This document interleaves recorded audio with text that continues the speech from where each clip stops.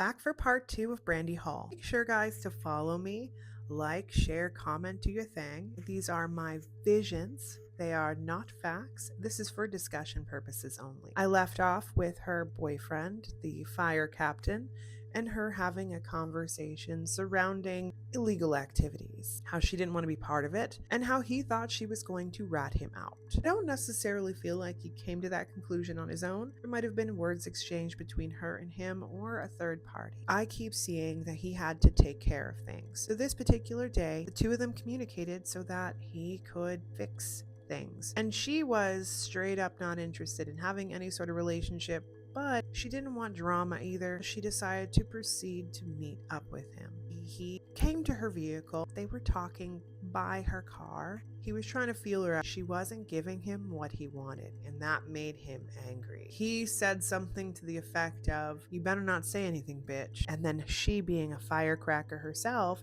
reacted and said, "I ain't gonna say shit to no one. If you get caught, I will be singing like a little bird. I'm not putting myself or my family at risk anymore." But he was physically hurting her whilst she was in her vehicle. I keep seeing like a rock. Didn't take much for her to pass on, and I feel like she died right there in that vehicle. He picked her up.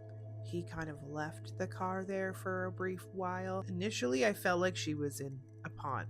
I do see the pond, and I do see that that was an option, but I feel like he felt like she needed to go a little further to what I believe is called Indian River. It is a large stream that's going to carry anything all the way down the line. Floated away as far as West Palm Beach. I don't necessarily feel like her body will be covered.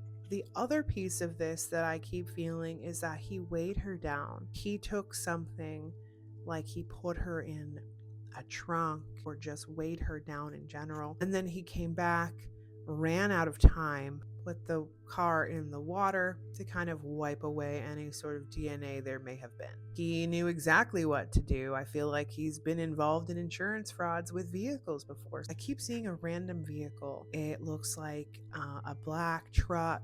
It was a brand spanking new model at that point as well, being a significant key. I also keep feeling as though an ambulance also played a huge role in this. Maybe he got his hands on an ambulance and used that as the transportation, because no one would really suspect blood in another vehicle. I don't believe that he used his own vehicle in this, but I do see that there will be justice for Brandy one day. But that is everything I have today on Brandy Hall.